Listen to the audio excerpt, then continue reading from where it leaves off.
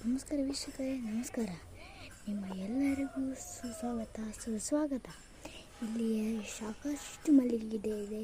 ಅದನ್ನು ಎಷ್ಟು ಬೇಕಾದರೂ ಕೊಂಡ್ಕೋಬೋದು.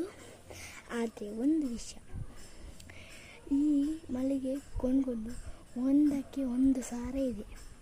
ಒಂದಲ್ಲ, 1,000 ಇದೆ. 3ಕ್ಕೆ ಮತ್ತು 2ಕ್ಕೆ 3,000 ಇದೆ. 4,000.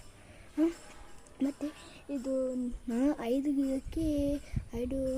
ಗಿಡಕ್ಕೆ ಎಷ್ಟು 10,000 ಇದೆ.